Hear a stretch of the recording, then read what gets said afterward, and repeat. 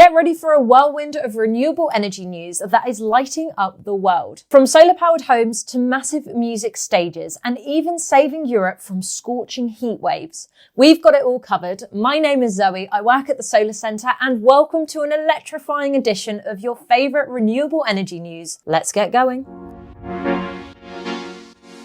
For decades, the concept of space-based solar power, or SBSP, has tantalised scientists and engineers.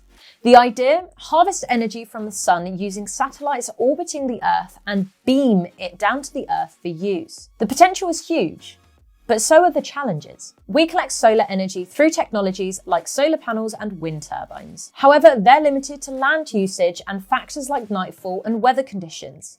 Enter SBSP satellites stationed in a geostationary orbit around 36 kilometers above the Earth's surface. These satellites would be exposed to the sun for almost 24 hours a day, providing a continuous source of green energy. So, what does this mean for the future? SBSP could be a game changer for achieving our green energy goals. In the UK, for instance, studies suggest it could generate up to a quarter of the country's electricity demand by 2050. This could also create a booming industry with thousands of job opportunities for us all. All challenges remain.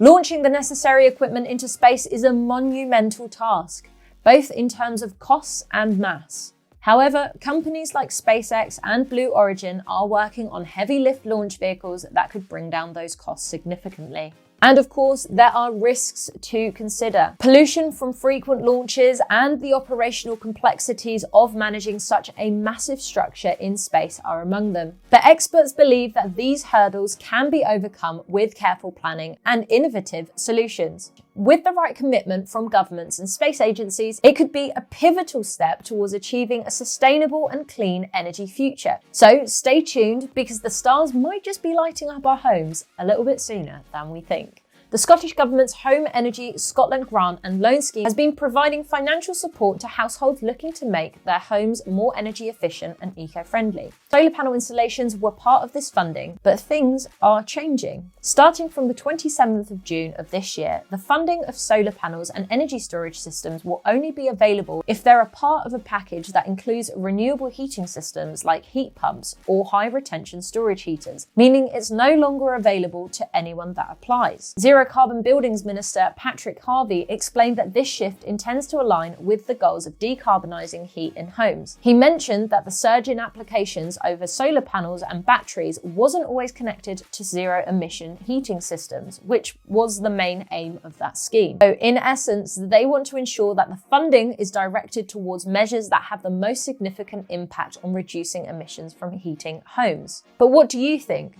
Should everyone have access to this sort of funding? The move has faced criticism from Scottish Conservative MP Liam Kerr. He raised concerns about the sudden change and lack of consultation, and pointed out that cutting funding for solar power might contradict the government's push for renewable energy sources. As Scotland takes this new direction in its renewable energy funding, the spotlight remains on how these changes will impact homeowners and the wider transition towards cleaner energy solutions. It seems like the British public is ready to embrace greener options. New data from MCS, the official standards body for renewable technologies, reveals a whopping 62% surge in installation of heat pumps and solar panels during the first half of this year. If you're wondering if the cost of living crisis has anything to do with this, you are 100% correct. Over 120,000 certified solar panels, heat pumps, and other renewable systems have been installed in the UK in the last 6 months. This marks a record-breaking period, surpassing even the high demand in 2012. This year, the average monthly installation rate is around 20,000 solar panels and 3,000 heat pumps. If this trend continues, nearly 250,000 households could switch to renewable energy by the end of the year. Currently, renewable energy installations across homes and small businesses in the UK have a combined capacity of 4 GW, meeting 13% of the country's energy demand. MCS's CEO Ian Riplin emphasises that the growth is vital in the UK's journey for net zero by 2050. be. He believes that as energy costs rise, more people are turning to renewables to generate their own power at home. Gareth Simpkin, a senior communications advisor at Solar Energy UK, estimates that certified solar installations could even reach 250,000 installations this year. Installing solar panels is proving to be a smart financial and environmental move for many. It's fantastic to witness the British public's growing interest in greener living.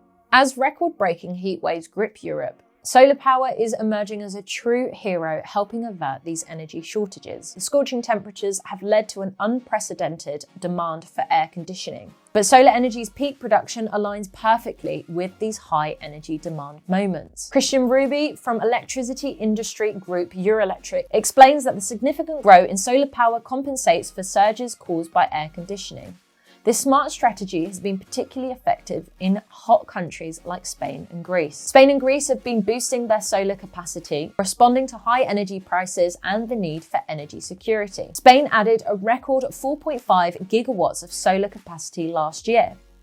Data from Ember reveals that solar provided almost 24% of Spain's electricity in July of 2023, up 16% from July of 2022. So it's clear that solar power is rising to the occasion. Though solar can't carry grids on its own, it has become a crucial component in stabilizing energy systems. However, local challenges have still been evident, like power cuts and grid damages due to heat and wildfires. Looking forward, scientists predict that climate change will only intensify these heat waves, putting more strain onto the energy infrastructure. Industry groups are urging policymakers to invest in energy grids and energy storage projects coupled with solar.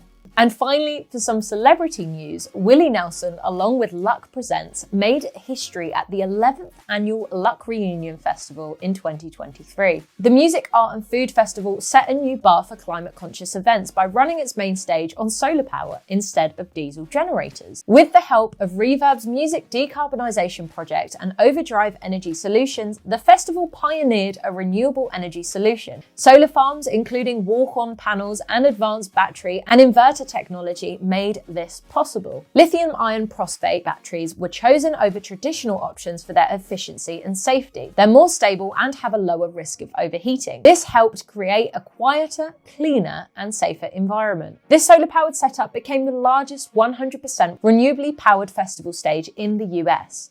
A single unit powered the main stage, while another served as a backup and energy storage. Beyond Willie Nelson's beautiful sound and music, this move was a win for the environment. This year's festival saved approximately 4 tons of carbon dioxide equivalent by using solar power instead of generators. Matt Blitzer, founder and CEO of Luck Reunion, emphasized the positive impact on the festival experience. Solar power not only reduces the emissions, but also eliminates the noise, exhaust, and hazardous fueling operations. Willie Nelson's live performance show that culture leaders are ready for a fossil-free future for live events. Stay tuned for more inspiring stories about renewable energy innovation, updates in the world of solar news, and everything you need to know about climate change and the effects of it. Give us a like and subscribe to the page. This has been Zoe from the Solar Centre, and I'm signing off, and I'll see you on the next one.